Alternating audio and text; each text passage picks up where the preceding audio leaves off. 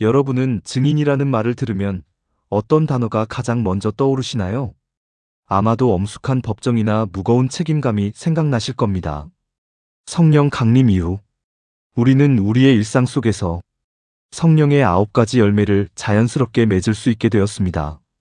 이 열매들은 우리의 노력이나 의지가 아니라 포도나무이신 예수님께 말씀과 기도로 붙어 있을 때 자연스럽게 맺히는 성경의 원리입니다.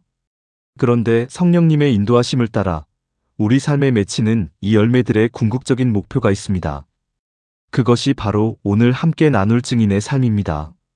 사도행전 1장 8절은 오직 성령이 임하시면 너희가 권능을 받고 땅 끝까지 이르러 내 증인이 되리라고 선포합니다.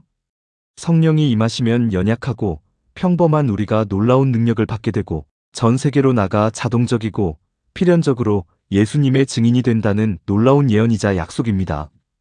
증인을 뜻하는 헬라어 마르티스는 본래 법정 용어로 자신이 직접 보고 경험한 사실을 있는 그대로 증언하는 사람을 뜻합니다. 만약 직접 보고 경험한 것이 없는데도 거짓으로 증언하면 위증죄로 무거운 처벌을 받게 되듯이 증인으로 선다는 것은 너무나 중차대한 일입니다. 흥미로운 점은 영어에서 순교자를 뜻하는 마터라는 단어가 바로 이 증인이라는 헬라어 마르티스에서 유래했다는 사실입니다. 초대교회 성도들은 자신이 직접 보고 경험한 부활의 주님을 도저히 부인할 수 없었기에 복음을 전하다 죽음을 맞이하면서 결국 증인이 곧 순교자가 되는 삶을 살았습니다. 그렇다면 오늘날 우리가 증언해야 할 것은 무엇일까요? 나의 의나 업적을 자랑하는 것이 아니라 오직 예수 그리스도의 죽으심과 부활, 그리고 그 은혜가 내 삶에 가져온 변화뿐입니다. 사도행전에서 베드로와 요한이 공회 앞에 끌려가 예수의 이름으로 말하지도 가르치지도 말라는 위협을 받았을 때 그들은 우리가 보고 들은 것을 말하지 아니할 수 없다고 담대히 외쳤습니다. 외부의 강요나 의무감이 아니라 내 안에서 터져나오는 것을 도저히 막을 수 없어서 고백하는 것, 이것이 진정한 증인의 모습입니다. 여기서 잠깐 지금까지의 내용이 은혜가 되고 계신다면 구독, 좋아요, 그리고 알림 설정까지 해주시면 내 일상의 삶에 적용이 되는 복된 소식을 가장 먼저 받아보실 수 있고 복음이 많은 사람들에게 퍼져나갈 수 있습니다. 계속 이어가겠습니다. 진정한 증인은 말보다 삶으로 증거하는 사람입니다. 공회원들은 어부 출신인 베드로와 요한을 학문 없는 평범한 사람으로 얕보았지만 그들이 기탄 없이 유창하게 복음을 전하고 병자를 고치는 모습을 보며 큰 충격을 받았습니다. 그들의 삶 전체에서 예수님과 함께했던 흔적이 자연스럽게 드러났기 때문입니다. 우리도 마찬가지입니다. 완벽한 신학 지식이 없어도 예수님과 함께하며 변화된 나의 인생, 용서받은 경험, 회복된 가정이 나를 대신하여 말해줍니다. 많은 분들이 말을 잘 못해서 전도를 못한다고 하시지만 성경은 말보다 삶이 먼저라고 가르칩니다. 그리스도인들은 각자의 일터와 세상 속에서 실력을 기르고 정직하고 성실하게 일함으로써 선한 영향력을 끼쳐야 합니다.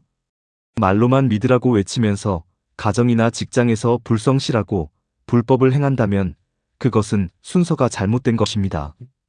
베드로전서 3장 1절 말씀처럼 말로 복음을 전하지 않아도 믿는 자의 아름다운 행실과 삶을 통해 믿지 않는 이들이 구원을 얻게 되는 삶의 증거가 훨씬 강력합니다. 세상 사람들은 더 이상 복음을 귀로 듣고 싶어 하지 않으며 그리스도인들의 삶을 통해 눈으로 보고 싶어 합니다. 예수님께서는 산상수훈을 통해 너희는 세상의 소금과 빛이 되라고 하신 것이 아니라 너희는 이미 세상의 소금이요 빛이다라고 선포하셨습니다. 성령으로 변화된 우리는 이미 본질적으로 세상에 영향을 끼치는 존재입니다. 소금이 소금통 안에만 머물러 있으면 아무 소용이 없듯이 우리도 부패를 막고 맛을 내기 위해 세상 속으로 들어가 섞여야 합니다.